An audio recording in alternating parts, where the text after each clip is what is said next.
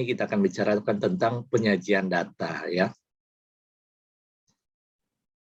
Nah, dalam menyajikan data, tentu data-data yang kita sajikan itu merupakan data mentah ya. Data mentah atau data yang kita ambil, apakah itu data dalam bentuk data primer maupun data sekunder. Nah, data-data ini kita akan gunakan untuk pengambilan keputusan tentunya. Nah, data mentah ini diambil dari populasi atau sampel ya.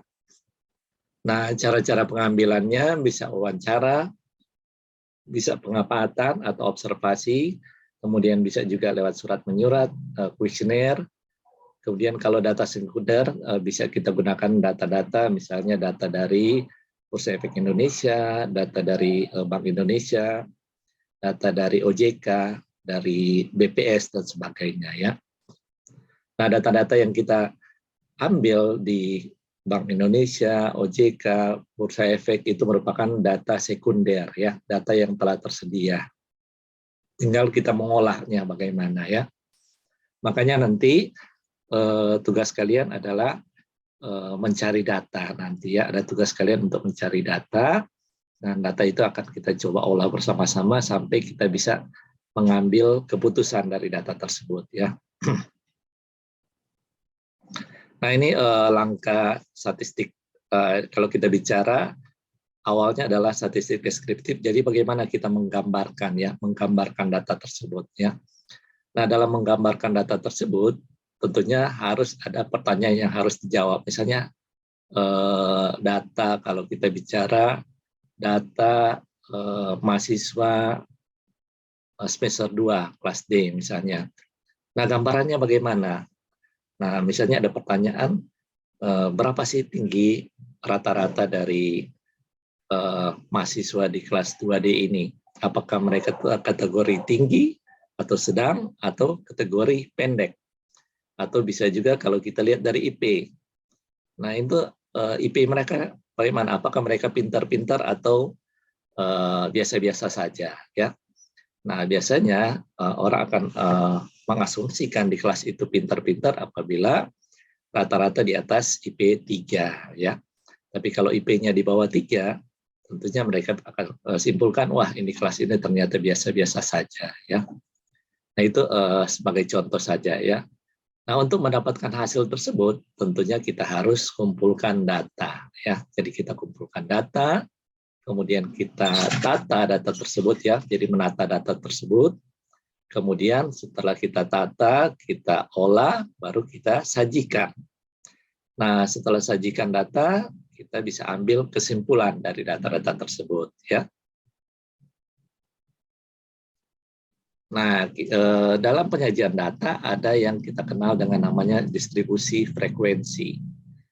Nah, distribusi frekuensi ini merupakan pengelompokan data ke dalam beberapa kategori yang menunjukkan banyaknya data dalam setiap kategori. Dan setiap data tidak dapat dimasukkan ke dalam 2 atau lebih kategori. Ya. Jadi setiap data hanya bisa dimasukkan ke dalam kategori. Nanti kita lihat apa itu kategori ya. Nah, tujuannya tentunya adalah data menjadi informatif dan mudah dipahami. Ya. Jadi data-data yang banyak itu mudah menjadi informatif dan tentunya mudah dipahami. Ya. Nah, ini langkah-langkah dalam membuat distribusi frekuensi. Nah, langkah-langkahnya pertama kita urutkan data-data tersebut. Ya.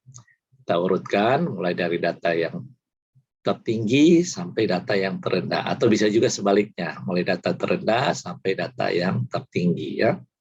Kemudian yang kedua, tentunya kita membuat kategori atau kelas data ya.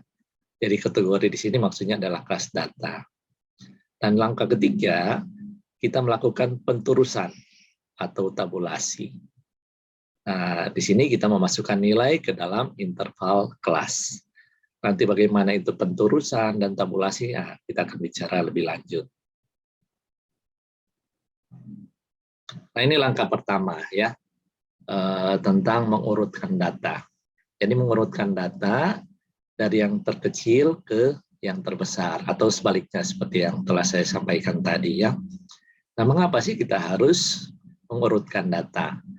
Jadi tujuannya adalah untuk memudahkan dalam melakukan penghitungan pada langkah berikutnya atau langkah ketiga ya.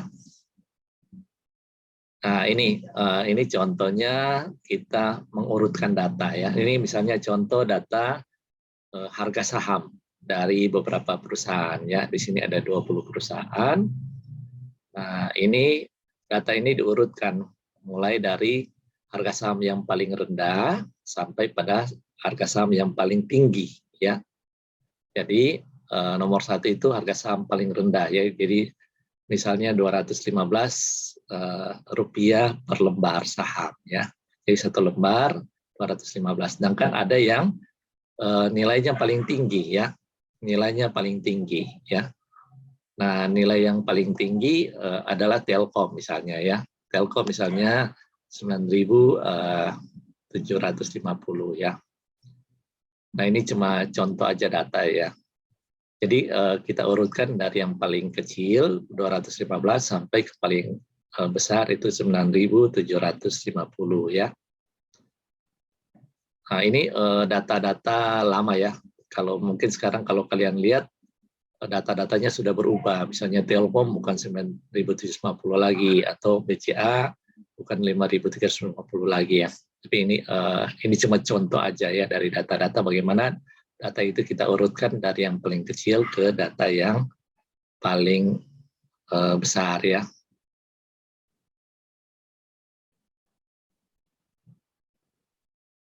Nah, langkah kedua, kita membuat kategori atau kelas data. Nah, kategori atau kelas data ini sebenarnya tidak ada aturan pasti. Berapa banyaknya kelas.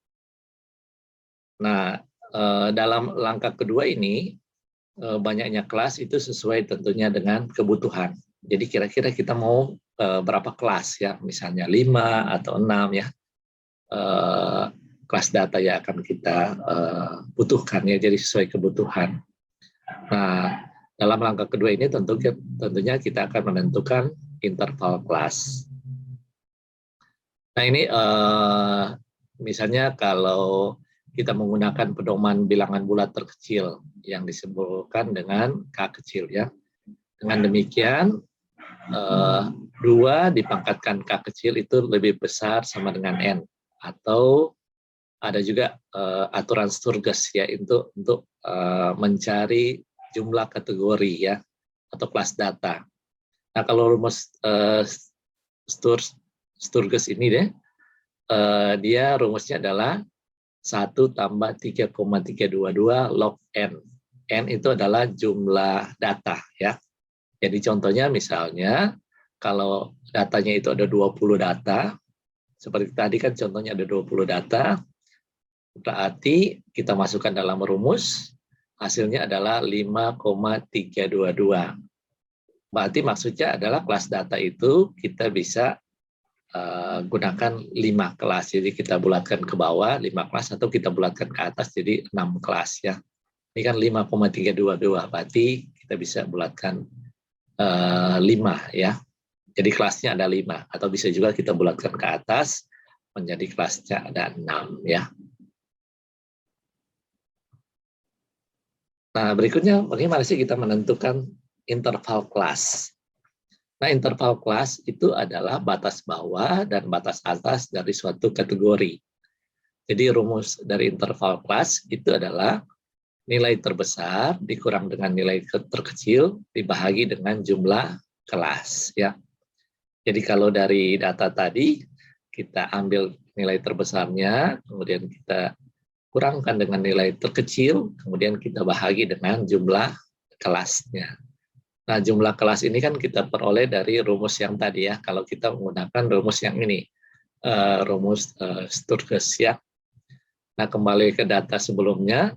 Nah, ini berarti kalau data kita gunakan data ini ada 20, jadi N kan sama dengan 20. Tadi kita sudah dapat jumlah kelasnya misalnya 5 ya. Kita ambil 5,33 atau kita ambil 5.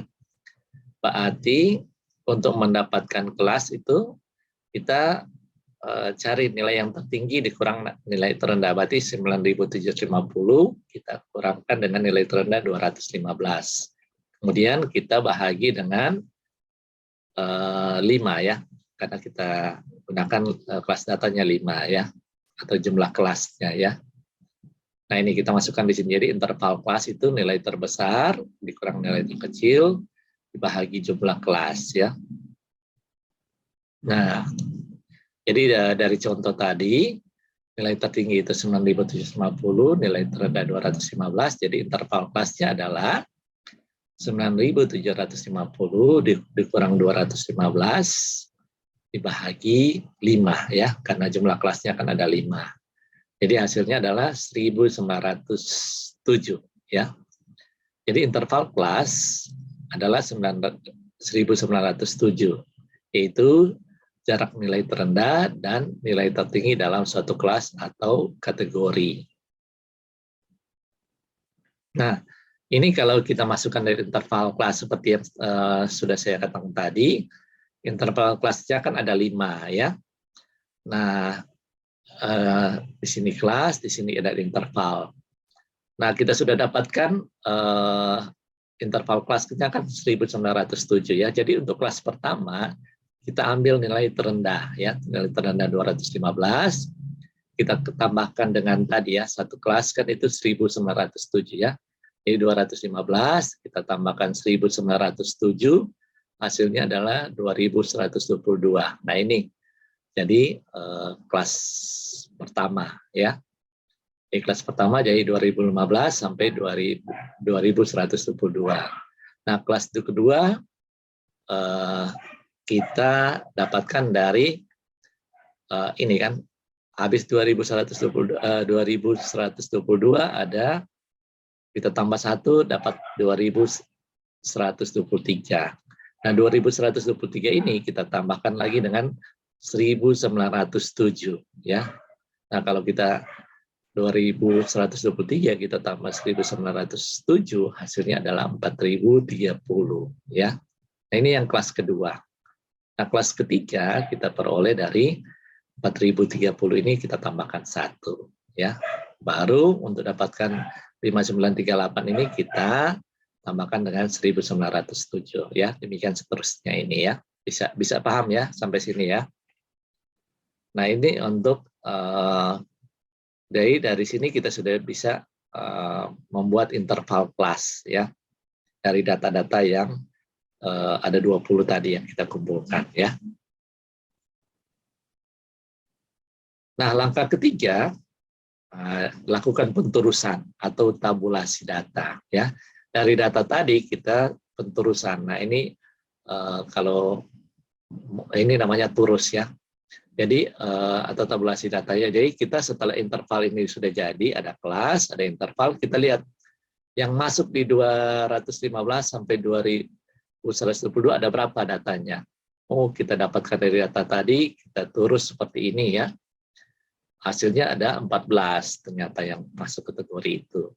Nah, yang masuk di kelas 2, oh ternyata cuma 3. Nah, kita tulis jumlah frekuensinya 3.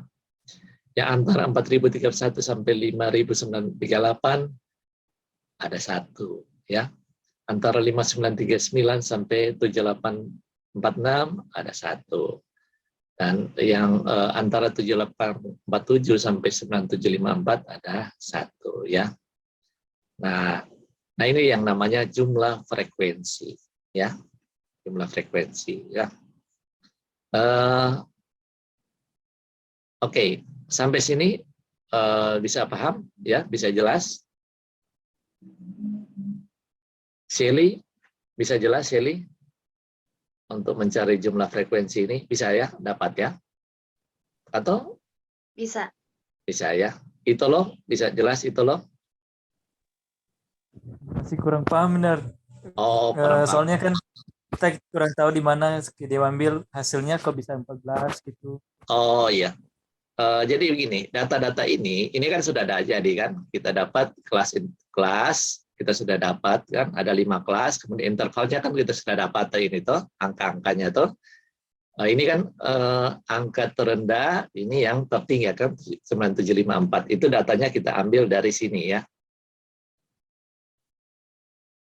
Nah, ini datanya ya, data awalnya ini ya. Ini yang paling rendah, ini yang paling tinggi. Nah, di kelas pertama itu, nah ini kan kita sudah urutkan kan data-data ini, jadi mudah sebenarnya ya. Kita sudah urutkan. Nah, di kelas pertama itu mana ya? Nah, kelas pertama ini kan antara 215 sampai 2122 ya. Nah, kita lihat yang masuk di kelas pertama ini ada berapa ya? Nah, kita lihat 2015 sampai 2122 ya. Nah, dari data ini, nah kita lihat ini 2015 sampai 2122. Nah, sampai di ini ini kan 275 kan masih masuk toh. 2175 sudah tidak masuk karena dia sudah lebih besar dari 2122. Nah, yang masuk di kelas pertama adalah 2015 pasti ya.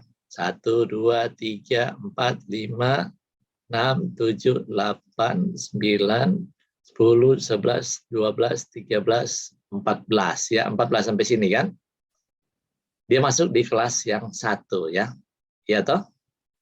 Kalau dia 2122 di atas 2122 ada 2175. Nah, kita lihat ya. Ini 14 kan berarti sudah masuk di kategori pertama ya. Kita lihat ini. Nah, ini kan ada 14 toh.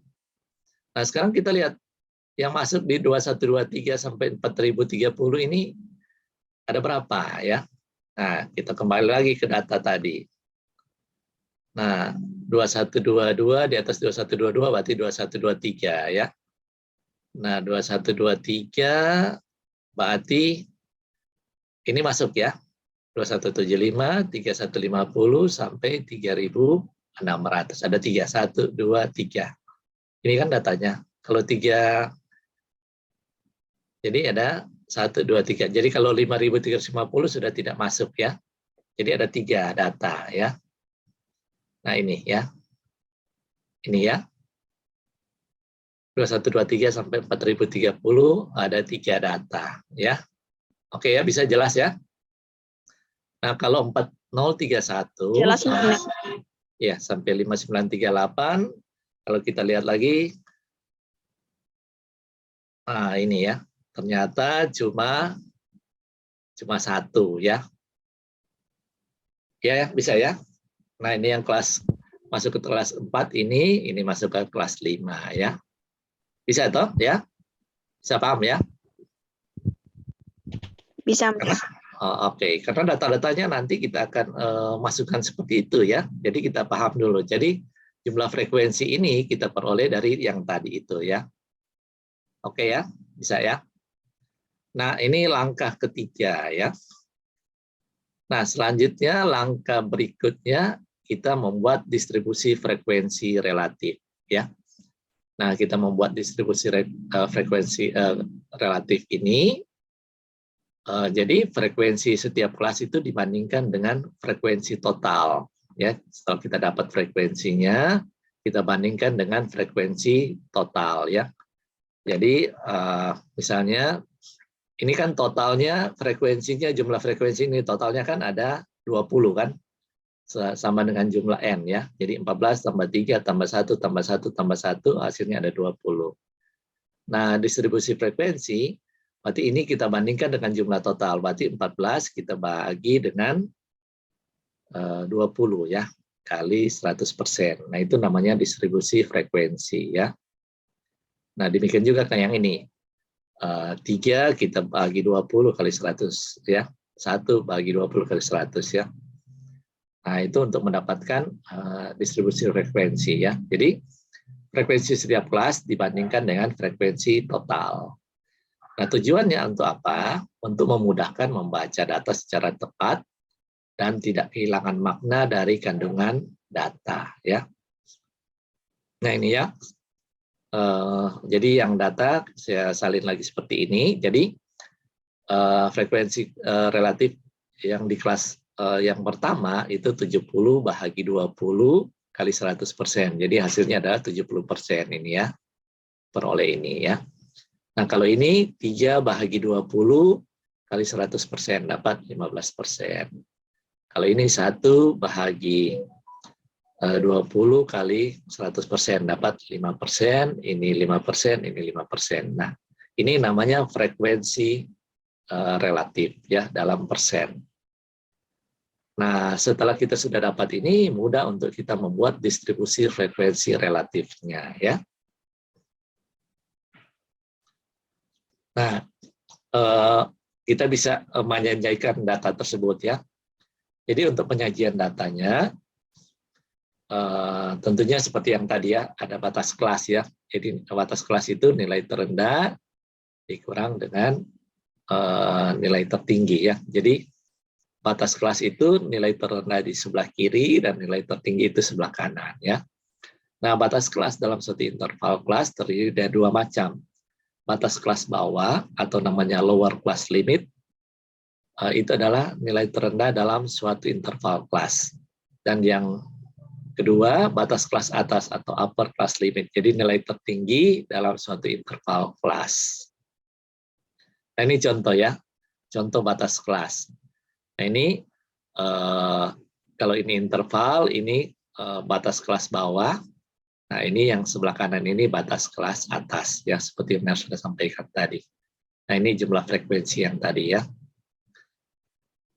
Nah, untuk menggambarkan grafik, ya itu kita harus tahu batas kelas batasnya ya, batas kelas bawah dan batas kelas atas ya. Nah, selanjutnya juga kita bisa gunakan nilai tengah. Yang nilai tengah ini merupakan tanda atau perinci dari suatu interval kelas dan merupakan suatu angka yang dapat dianggap mewakili suatu interval kelas. Nah, nilai tengah kelas-kelasnya berada di tengah-tengah pada setiap interval kelas ya. Nah, ini seperti ini ya kalau cari nilai tengah ya. Bagaimana sih untuk dapat nilai tengah? Nah, nilai tengah ini adalah 215, jadi batas kelas bawah ditambah batas kelas atas dibagi 2, hasilnya adalah 1168,5 ya. Kemudian yang kelas 2 2123 ditambah 4030 bahagi 2, hasilnya adalah 3076,5 ya.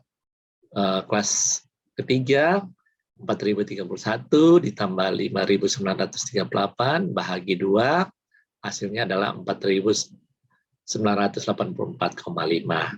Kelas 4 diperoleh hasil 6892,5 dan kelas kelima 8800,5. Nah, inilah nilai tengah ya. Jadi mencari nilai tengah tidak susah ya. Kita cuma tambahkan atau jumlahkan nilai terkecil atau batas kelas bawah ditambah batas kelas atas dibagi 2 ya.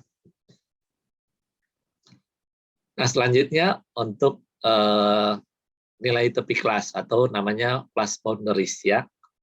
Nah, nilai tepi kelas ini merupakan nilai batas antara kelas yang memisahkan nilai antara kelas 1 kelas yang dengan kelas lainnya ya. Jadi ini untuk memisahkan misalnya kelas 1 dengan kelas 2, kelas 3 dan kelas 4 dan kelas 5. Jadi untuk memisahkan kelas yang satu dengan kelas lainnya ya. Nah, penjumlahan nilai atas kelas dengan nilai bawah kelas diantaranya dan dibagi 2 ya. Contohnya seperti ini ya. Nah, ini untuk mendapatkan nilai tepi kelas.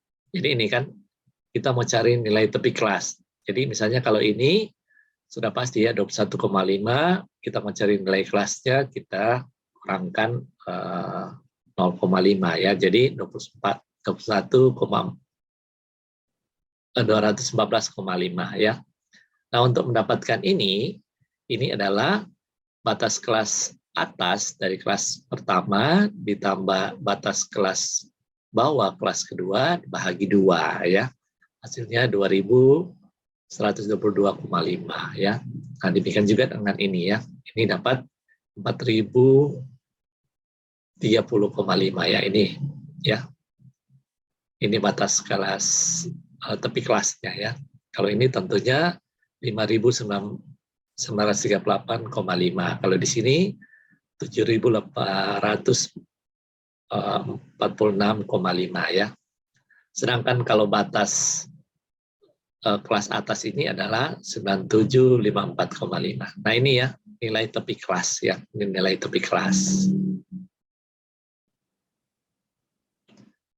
Nah, sekarang kita akan membuat yang namanya frekuensi kumulatif ini ya. Kita nanti mau gambarkan. Nah, tentunya kita harus menunjukkan seberapa besar jumlah frekuensi pada tingkat kelas tertentu. Nah, ini yang namanya frekuensi kumulatif ya. Jadi seberapa besar jumlah frekuensi pada tingkat kelas tertentu. Nah, tentunya ini diperoleh dengan menjumlahkan frekuensi pada kelas tertentu dengan frekuensi kelas selanjutnya. Nah, frekuensi kumulatif itu terdiri dari ada dua ya. Jadi frekuensi kumulatif kurang dari dan frekuensi kumulatif lebih dari ya. Jadi ada dua. Jadi ingat frekuensi kumulatif itu kalau kita menggambarkan ada dua ya. Jadi frekuensi kumulatif kurang dari dan frekuensi kumulatif lebih dari. Nah, ini kalau frekuensi kumulatif kurang dari ya. Jadi kalau kurang dari dia merupakan penjumlahan dari mulai frekuensi terendah sampai kelas tertinggi dan jumlah akhirnya merupakan jumlah data ya. Jadi yang paling akhir ini adalah jumlah data ya. Karena data yang kita gunakan tadi kan ada 20 ya. Jadi kalau kita tulis seperti ini ya. Jadi kelas ini kelas 1 2 3 sampai 5, kemudian interval kan kita sudah bisa menentukannya ya, interval kelas 1, kelas 2 dan seterusnya ya. Kemudian yang tadi yang kita cara cari nilai tepi kelas ini pertama 21 214,5, 122,5 dan seterusnya sampai terakhir 97 54,5 ya. Ini nilai tepi kelas. Nah, untuk menentukan frekuensi kumulatifnya, nah ini frekuensi kumulatif kurang dari ya. Pertama-tama yang di kelas 2104,5 ini kan dia 0 kan. Karena memang tidak ada nilai apa, tidak ada apa di situ ya.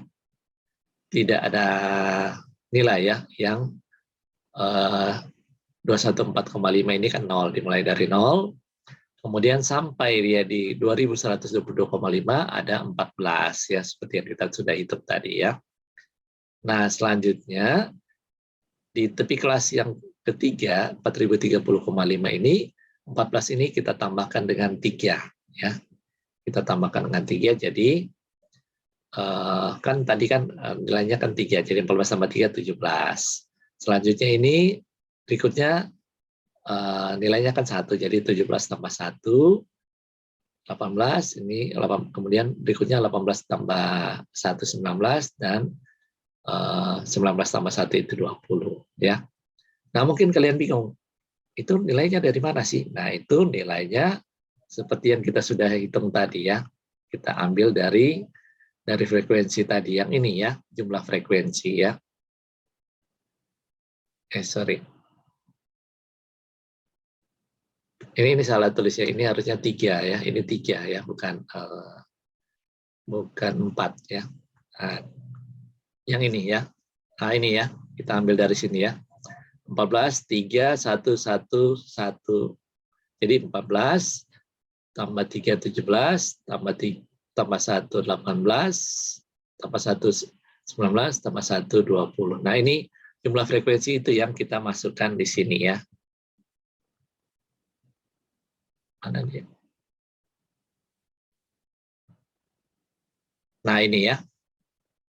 Jadi dari 14 pertama 0, kemudian 14 tambah 3 17, 17 tambah 1 18, 18 tambah 1 19, 19 tambah 1 20.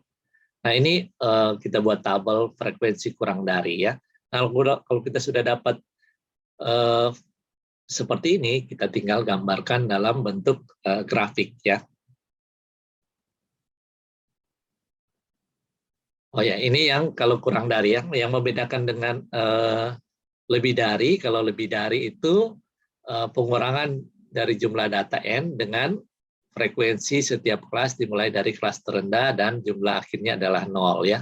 Nah, ini ya, kalau lebih dari dia dimulai dengan jumlah data. Jumlah datanya kan ada 20, kemudian 20 ini kita kurangkan jadi di sini ya, di sini dikatakan 20 kurang 14 sama dengan 6, kemudian 6 kurang 3 sama dengan berapa ini? 6 kurang 3 sama dengan 3, 3 kurang 2, 3 kurang 1 sama dengan 2, 2 kurang 1 sama dengan ini ya. Ini yang frekuensi lebih dari ya. Nah, untuk menggambarkannya, oh ya, sebelum kita menggambarkan, kita sudah dapatkan tabel seperti ini kan, kita sudah bisa cari tabelnya. Ini yang membedakan ya antara kurang dari dan lebih dari ya. Nah, kalau kurang dari, dia mulai dari 0 sampai ke jumlah data. Jumlah datanya ada 20. Sedangkan kalau lebih dari, dia dari jumlah data, dia kurang-kurang sampai nilainya adalah 0 ya. Nah, kalau kita sudah dapat tabel frekuensi kumulatif seperti ini, mudah kita untuk menggambarkannya ya. Nah, gambarnya kita bisa buat dalam bentuk grafik ya. Kenapa kita harus buat gambar dalam bentuk grafik? Karena grafik itu bisa juga digunakan sebagai laporan ya.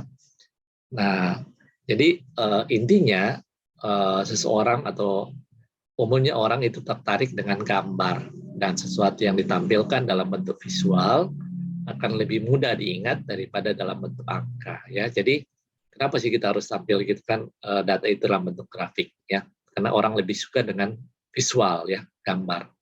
Nah, grafik ini dapat digunakan sebagai kesimpulan tanpa kehilangan maknanya ya. Jadi contohnya kalau kita membuat grafik histogramnya, nah ini grafik, ada grafik histogram ya. Histogram itu merupakan diagram balok ya. Nah, histogram itu menghubungkan antara tepi kelas interval dengan sumbu horizontal X dan frekuensi setiap kelas pada sumbu vertikal atau Y ya. Nah, kembali lagi ke data yang ini, yang tadi ya, kelas, interval, dan jumlah frekuensi. Nah, itu kita bisa gambarkan dalam grafik histogram ya. Nah, gambarnya seperti ini ya. Ini apa namanya diagram balok ya, karena berbentuk balok ya. Nah, ini yang pertama itu 14, kemudian yang kedua ini ini 4, ini 1, 1 dan 1 ya. Nah, kemudian ini kalau kita membuat bentuk poligon ya. Nah, poligon ini grafik poligon ini menggunakan garis yang menghubungkan titik-titik yang merupakan koordinat antara nilai tengah kelas dengan jumlah frekuensi pada kelas tersebut ya.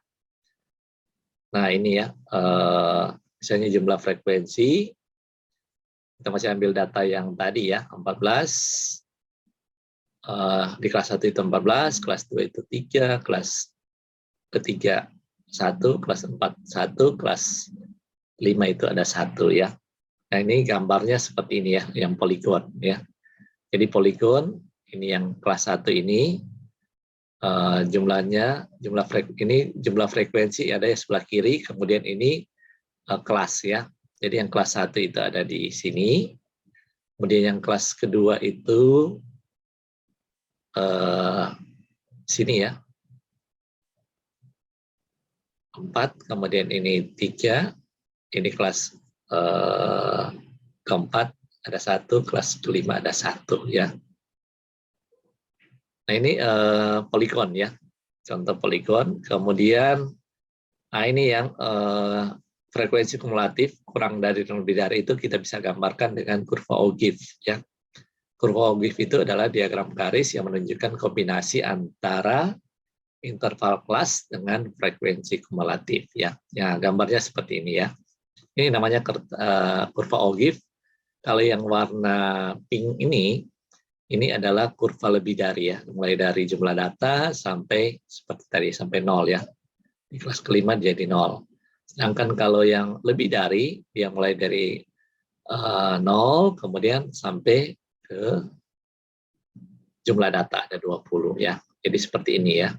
Nah, ini adalah kurang dari yang warna biru, kemudian yang warna pink ini adalah frekuensi lebih dari ya. Nah, sebelah sini adalah frekuensi kumulatif, ini adalah interval kelas ya. Oke, sampai sini ada yang mau ditanyakan?